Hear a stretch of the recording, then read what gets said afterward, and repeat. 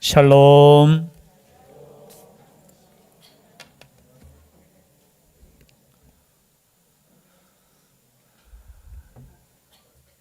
예수님 당시에 유대 사회를 구성하는 중요한 구분이 있습니다. 친로마 세력인 헤롯 당이라는 헤롯 왕을 중심으로 한 권력이 있었고요. 또 대제사장 그룹인 사두개인, 사독의 후예죠. 사독은 구약 시대의 제사장 이름이죠. 그래서 이 두 헤롯 당과 사두개인은 우리로 표현하면 당시에 로마의 지배를 받고 있었기 때문에 친로마 세력이 있었고, 또 백성들에게 인기가 있었던 바리새인, 율법에 대해서 철저하게 연구하고 또 율법대로 살고자 했던 바리새인들이 있었고, 이 바리새인은 반로마예요.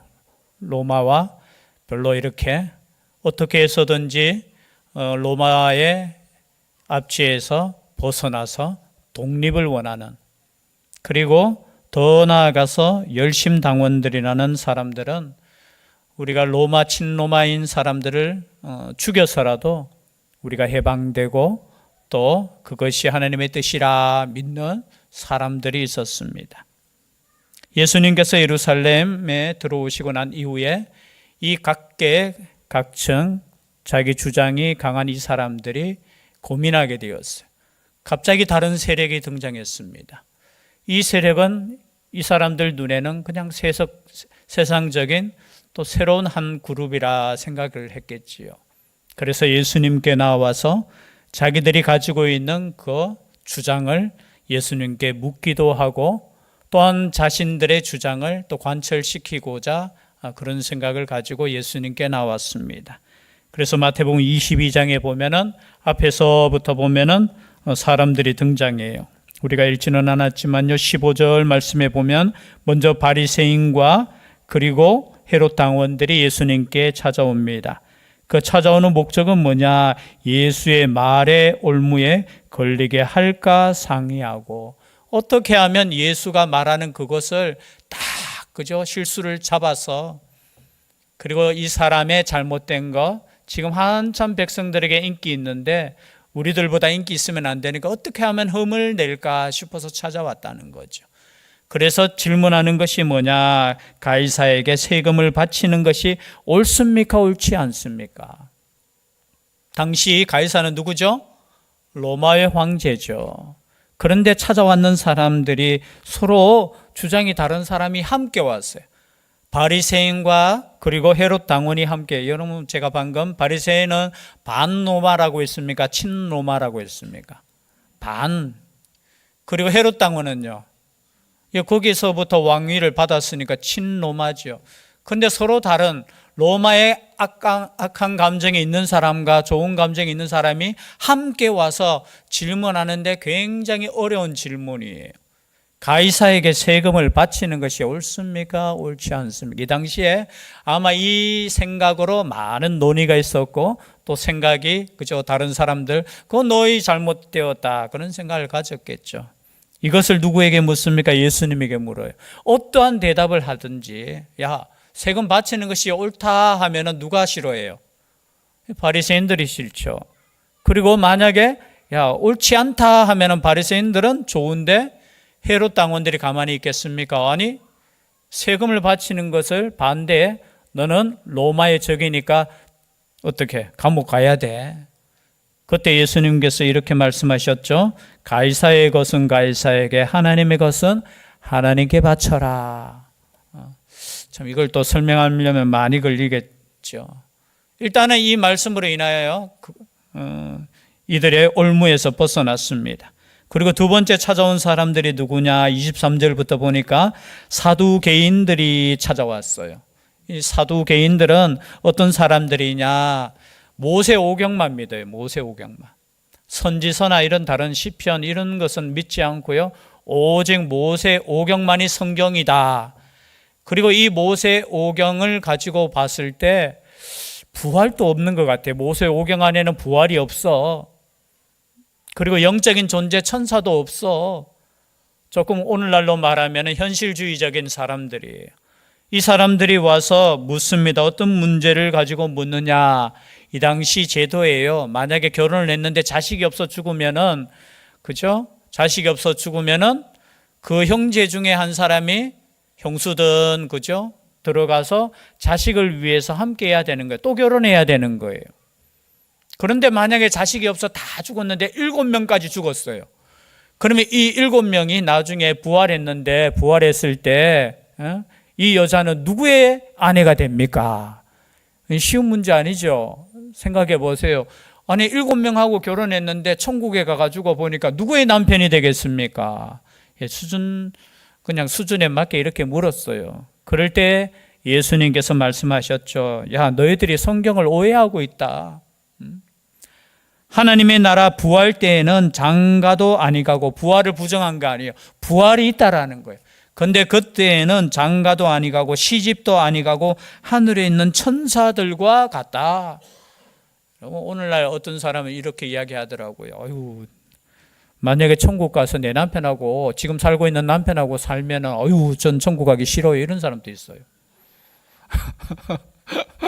여러분 걱정하지 마세요. 천국 가가지고 지금 남편하고 지금 아내하고 사는 거 아니에요. 우리 수준이 그렇다는 거예요. 천국 가서도 야, 골프 칠 수 있을까?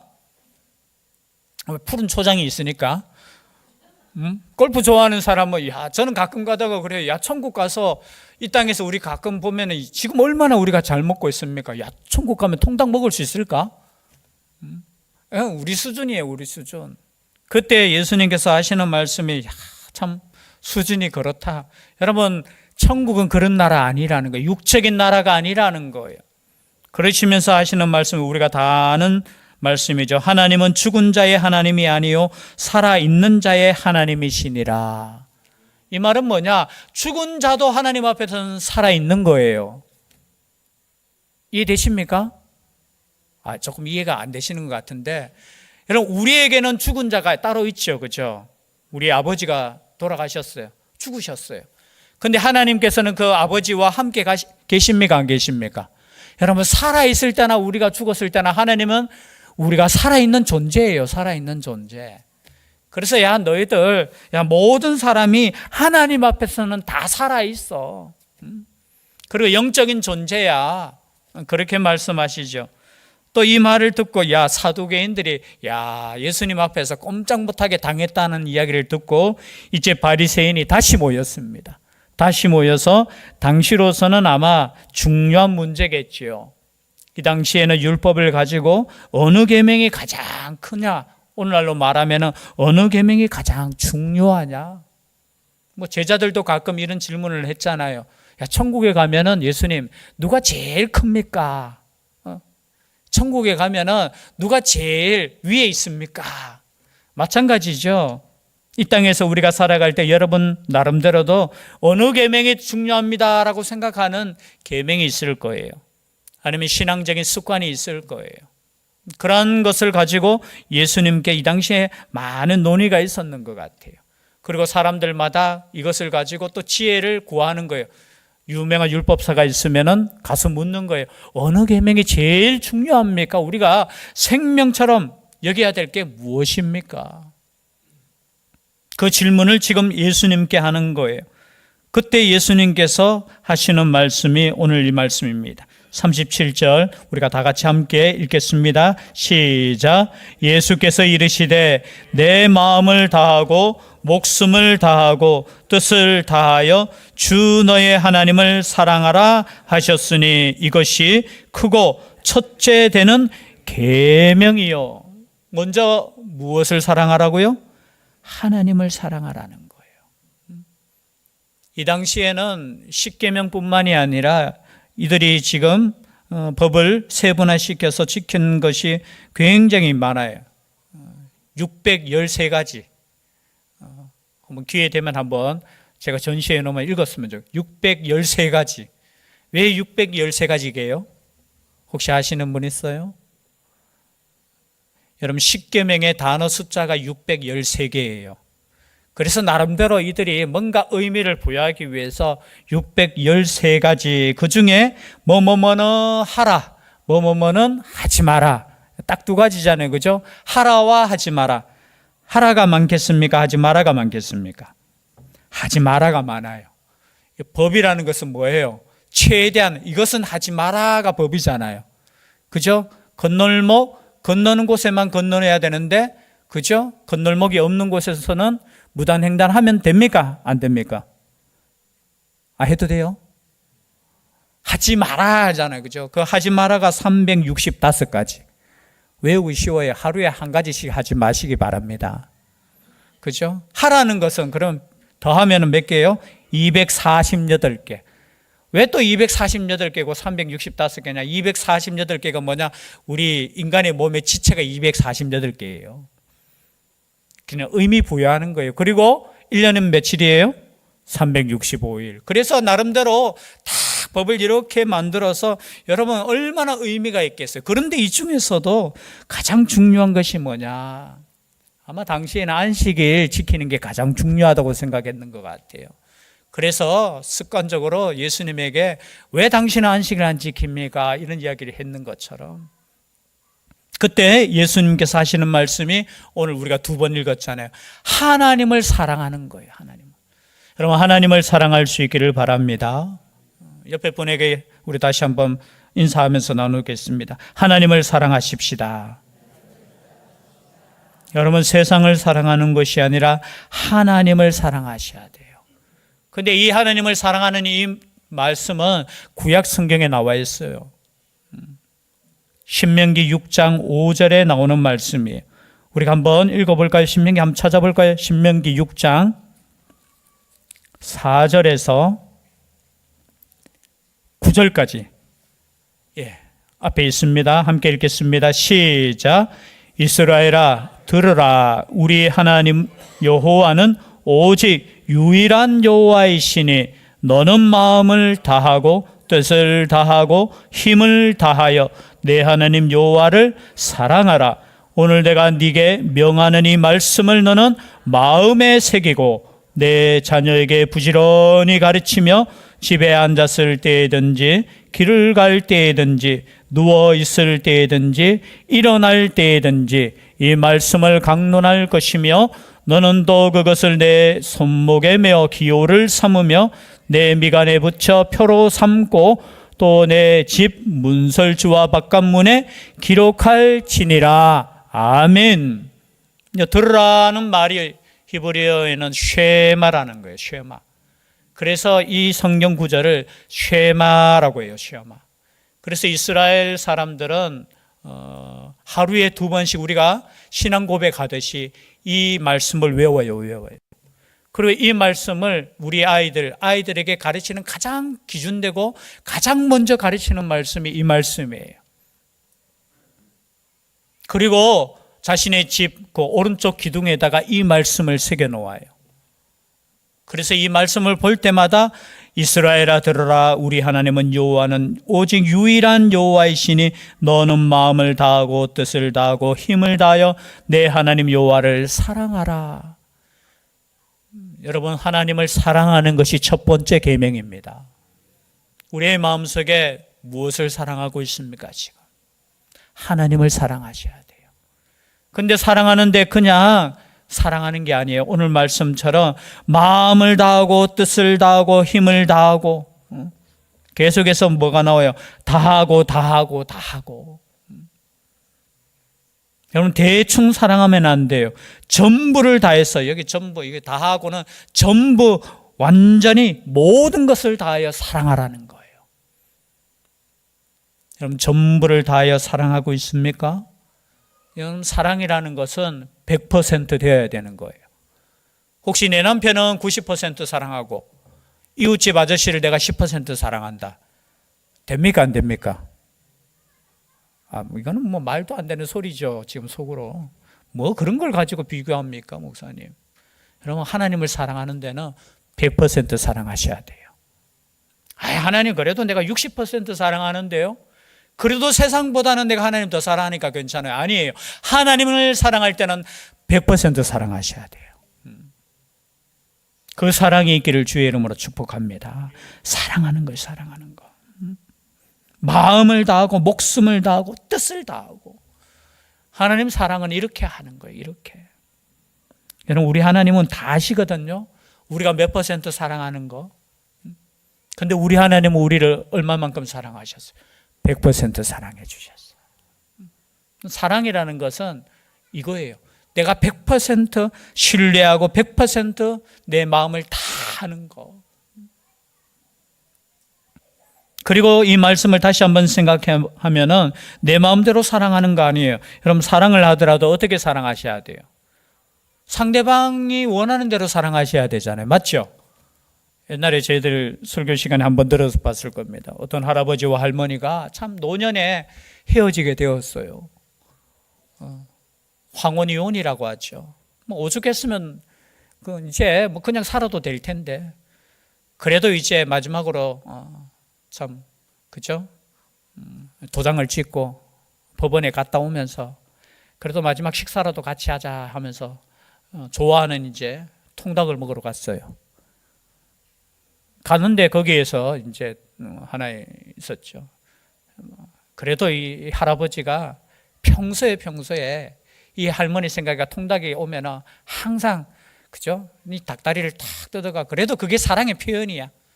닭다리를 탁 뜯어주니까 이 할머니가 화를 내면서 이 사람이 항상 그렇다고, 자기를 모른다고. 나는 날개를 좋아하는데 닭다리를 준다고. 여러분, 날개 좋아하시면 날개 달라고 하세요. 왜 이 사람이 나를 이해 못하냐 모르냐. 여러분, 남자는 몰라요. 말하기 전까지. 그러면서 이제 사랑에 비운 거예요. 뭐냐? 상대방을 알지 못하고 내가 그냥 사랑하는, 내 마음대로 사랑하는. 여러분, 하나님을 사랑할 때 어떻게 사랑하셔야 됩니까? 간단해요. 10계명 보면 나와 있어요. 1계명부터 4계명까지 하나님을 어떻게 사랑하느냐가 그 나오는 거예요. 첫 번째, 다른 신을 그저 하나님 앞에 두면 안 되는 거예요. 우리 앞에 두면 안 돼. 하나님이 가장 싫어하는 게 뭐냐? 다른 신이 있는 거. 두 번째는 뭐예요? 말하기 싫죠. 두 번째는 이게 하나님이다 하면서 우상 만들지 말라는 거예요. 뭐 형상을 만들어. 여러분, 하나님은 영이십니까? 영이 아니십니까? 하나님은 영이셔요. 그래서 뭐 형상 만들어서 이것이 신이다 하면서 그거 섬기지 말라고 했어요. 그래서 우상 만드는 거 가장 싫어하셔요. 그리고 세 번째 어떻게 섬겨야 됩니까? 세 번째 뭐예요? 3계명. 네? 하나님의 이름을, 즉 말해서 저는 이 말씀이 정말 어려워요. 여러분, 이 말씀이 이해되셔요? 저는 이 말씀을 망령되이 읽지 말라. 이게 망령이 뭐지, 망령이? 그래서 원어를 보니까 원어는 헛되이 부르지 말라는 거예요. 헛되이. 그래서 제가 또 소요리 문답을 봤어요. 이 헛되이 함부로 부르지 말라는 뜻이 뭔가 보니까 하나님의 이름과 칭호와 속성과 규례와 말씀과 행사를 거룩하고 존경하는 마음으로 사용하라는 거. 이해가 안 되시죠? 단어가 그죠? 하나님의 이름과 한마디로 말하면 하나님의 이름을 거룩하고 존경하는 마음으로 사용하라는 거예요. 하나님의 이름을 함부로 부르지 말라는 거예요. 그리고 또 하나 보니까 소요리 문답 55번에는 이런 말씀이, 무엇이든지 하나님이 자기를 나타내신 것을 회방하거나 악용하는 것이다 라는 거예요. 망령되이 행한다는 것은 뭐냐? 하나님께서 행하신 그 행사를 방해하거나, 즉 말해서 하나님의 역사를 방해하거나, 그리고 그것을 악용하는 거. 악용은 무슨 뜻이에요? 여러 가지로 있겠지요. 자기 것으로 그냥 만들어. 그러니까 하나님의 역사인데 자기 역사.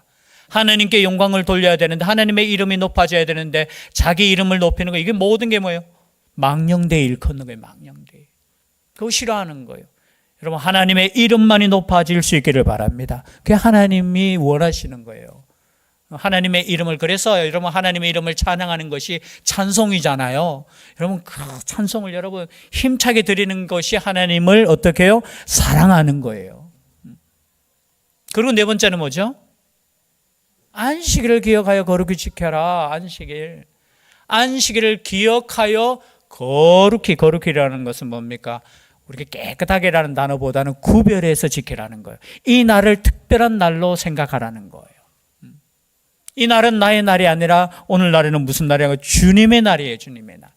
그래서 구약 성경에 보면은 이 안식일이 그죠? 구원과 그리고 어떻게 해요? 천지 창조와 연관이 하나님이 천지를 창조하셨다는 것을 기억하고 그분을 기억하라는 거예요. 또 하나님께서 우리에게 구원을 베푸셨으니까 그 구원을 기억해서 이 안식일을 어떻게 해요? 기억하여 구별해서 지키라는 거예요. 그래서 간단해요. 하나님을 사랑하는 방법 간단해요. 오직 하나님만을 믿으면 돼요. 하나님만을. 그리고 우상 같은 거 만들지 않으면 돼요. 안 만들면 돼요. 그리고 하나님의 이름을 어떻게 해요? 구별해서 경건하게 하나님의 이름을 부르는 거. 그리고 나를 지켜서 하나님을 예배하는 거. 그게 하나님을 어떻게 해요? 사랑하는 방법이에요. 사랑하는 방법. 여러분 하나님을 사랑할 수 있기를 바랍니다. 내가 하나님 사랑한다는 거 여러 가지 있지만 여러분 이렇게 사랑하는 거예요. 또 한 말씀 있죠. 이것으로 끝나는 것이 아니라 또 이와 같이라는 말씀을 하시면서 어떻게 해요? 이것이 크고 첫째 되는 계명이요 둘째도 그와 같으니 둘째도 똑같은 계명, 똑같은 그죠? 무게가 있다는 거예요. 그것은 뭐냐? 내 이웃을 내 자신같이 사랑하라 하셨으니. 여러분 하나님만을 사랑하는 것으로 끝나면 안 돼요. 예수 그리스도를 믿는 사람은 어떻게 해요? 사람도 사랑해야 되는 거예요. 이거는 똑같이 레위기 19장 18절에 나오는 말씀이에요. 똑같이 레위기 19장 18절 여러분 외우십니까? 안 외우십니까? 성경 말씀 외우는 구절이 아마 있지 싶은데요. 원수를 갚지 말며 동포를 그죠? 예, 그 말씀이에요. 그 말씀. 내 이웃 사랑기를 내 자신과 같이 사랑하라. 이 두 가지가 균형되어야 돼요. 균형이. 그래서 뭐가 제일 중요한 계명입니까? 했을 때 하나님을 먼저 사랑하는 것 첫 번째. 그리고 두 번째 이웃을 사랑하는데 이웃은 어느와 같이 내 자신과 같이 내 몸과 같이 사랑하는 거예요. 이 말씀을 조금 더 다른 성경에 보면 이렇게 표현이 되어 있어요. 우리가 다 아는 말씀이죠. 마태복음 7장 12절 말씀에 보면 그러므로 무엇이든지 남에게 대접을 받고자 하는 대로 너희도 남을 대접하라. 이것이 율법이요 선지자니라. 내 몸과 같이 사랑한다는 뜻이 뭐냐? 그죠? 누군가가 나에게 해주기를 원하는 대로 나도 남에게 해주는 거예요. 이해되시죠? 이 당시에 유명한 율법학자 어떤 사람이 있었어요. 그래 어떤 하나님을 안 믿는 사람이 이렇게 말씀했어요. 야, 율법에 대해서 내가 한쪽 다리를 들고 있을 테니까 이 한쪽 다리가 내려올 때까지 설명해 봐라. 우리로 표현하면 야, 율법이 뭐냐? 한마디로 한번 설명해 봐라 라는 거예요. 그때 이 율법사가 이렇게 말했어요. 남이 나에게 하지 않기를 원하는 것을 나도 하지 않는 거다. 이 마태복음 7장 12절을 반대로 이야기하는 거예요. 자, 마태복음 7장 12절은 내가 남에게 뭔가 받고 싶어. 여러분 선물을 받고 싶으면 선물을 하면 되는 거예요. 그게 사랑이라는 거예요. 근데 반대로 내가 받기 싫은 것을 남에게 하지 않는 거예요. 이게 사랑이라는 거예요. 여러분 이렇게 사랑하고 있습니까? 내가 사랑한다 하면서 남이 싫어하는 것을 내가 지금 할 때고 있어요. 이게 내 사랑인데? 나 이렇게 사랑을 표현하는데? 그건 사랑이 아니라는 거예요. 사랑은 뭐냐? 그죠? 내가 받고 싶은 만큼 남에게 베푸는 거예요. 베푸는 거. 여러분 받고 싶은 거 많이 있지요. 베푸셔요. 또 반대로 야 남이 나한테 할 때 기분 나쁜 거 있잖아요. 여러분 잔소리 기분 좋아요? 안 좋아요? 지금 설교를 듣고 있습니까? 안 듣고 있습니까? 남이 나에게 하는 말 듣기 싫은 거 있잖아요. 여러분 그 말은 나도 남에게 하면 안 돼요. 그게 내 몸과 같이 사랑하라 그 말씀이에요. 이것만 생각하면은 참 우리가 하나님을 사랑하고 이웃을 사랑하고 그러면 좋겠는데 이게 쉽지 않아요. 말씀처럼. 그러나 여러분 이 말씀은 정말 중요한 말씀이에요. 왜냐하면 성경은 계속해서 반복해서 말씀하고 있어요. 요한일서 3장 23절에 이렇게 말씀하고 있죠. 그의 계명은 이것이니 곧 그 아들 예수 그리스도의 이름을 믿고 그가 우리에게 주신 계명대로 서로 사랑하는 것이니라. 하나님께서 우리에게 계명을 주셨는데 그 계명은 뭐냐? 예수님을 믿는 거 그리고 믿고 어떻게 해요? 서로 사랑하는 거. 너무 쉽지 않습니까? 여러분 예수 믿는 거 어려운 거 아니에요. 그리고 요한복음 13장 34절 말씀에도 새 계명을 너희에게 주노니 서로 사랑하라. 내가 너희를 사랑한 것 같이 너희도 서로 사랑하라. 이게 새 계명이에요. 우리에게 계명을 다시 주시는데 똑같은 말씀을 주시는 거예요. 이 새로운 계명. 왜? 그 계명이 지켜지지 않기 때문에 또 주시는 거예요. 그리고 요한복음 14장 21절 말씀도 똑같은 말씀이에요. 나의 계명을 지키는 자라야 나를 사랑하는 자니 나를 사랑하는 자는 내 아버지께 사랑을 받을 것이요 나도 그를 사랑하여 그에게 나를 나타내리라. 여러분, 이웃을 사랑하면요 예수 그리스도께서 나타나시는 거예요. 이 나타난다는 말을 조금 쉽게 말하면 우리가 기도할 때 하나님의 기도에 응답을 받는다는 거예요. 사랑할 때. 그리고 이 율법은 로마서 13장 8절 10절에 보면 이렇게 나와 있어요. 남을 사랑하는 자는 율법을 다 이루었느니라. 사랑은 율법의 완성이니라 말씀하고 있어요. 여러분, 지금 계명을 지키고 있습니까? 그 계명은 뭡니까? 하나님을 사랑하는 거예요. 사랑에서 떠나면 계명을 지키지 않는 거예요. 어느 이웃을 내 몸과 같이 사랑하고 있습니까? 물론 그 이웃이 누구냐에 대해서는 누구라고 했어요? 우리의 이웃은 모든 사람. 사마리아 비유에서도 말씀하셨고, 그죠? 그리고 계명으로 따지면 내 이웃이 누굽니까? 5계명부터 여러분 첫 번째 나오는 내 이웃이 누구예요? 내 부모를 공양. 내 부모가 내 아이의 가장 가까운 이웃이에요. 그 계명이 시작되는 거예요. 그리고 살인하지 말라, 간음하지 말라, 뭐 도둑질하지 말라, 그죠? 그리고 거짓 증거하지 말라, 탐내지 마라. 근데 제일 첫 번째 부모를 경외하는 거, 공경하는 거. 여러분, 이것부터 지금 지켜지고 있습니까? 아니, 자기 부모도 공경하지 않는데 뭘 우리가 계명을 지키고 우리가 뭘 그렇게 아니에요. 첫 번째 5계명에 제일 가장 이웃이 누구냐? 우리가 사랑하고 존경해야 될 대상이 누구냐? 부모님. 오늘 이 말씀을 생각하시면서 여러분, 우리의 신앙이 그냥 추상적이면, 물론 사랑이라는 단어는 추상적이지만 이 구체적인 사랑을 다시 한번 생각해 볼 수 있기를 바랍니다. 계명을 보시면 돼요. 그래서 하나님을 사랑하고 이웃을 말씀대로 사랑해서 여러분 2025년도에는 더 풍성한 열매 하나님으로부터 받을 수 있는 우리가 될 수 있기를 주의 이름으로 축복합니다. 기도드리겠습니다. 사랑의 하나님, 하나님만을 전적으로 사랑하고 또 이웃을 하나님과 같이 사랑할 수 있는 죄들 되게 하여 주시옵소서. 그러함으로 말미암아 우리의 삶이 세상에 빛이 되고 소금이 되게 하여 주시옵소서. 함께하여 주실 줄 믿사오고 예수님 이름으로 기도드립니다. 아멘. 말씀의 위탁을 드립니다. 천국의 시민권을 선물로 얻으신 성도 여러분, 오늘 들은 말씀을 나가서 전파하며 복음의 증인되어 사십시오. 아멘. 이제부터 성도로서 말씀에 순종하는 삶을 살도록 힘쓰겠으며 나가서 복음 전하며 성도답게 살겠습니다. 아멘. 아멘.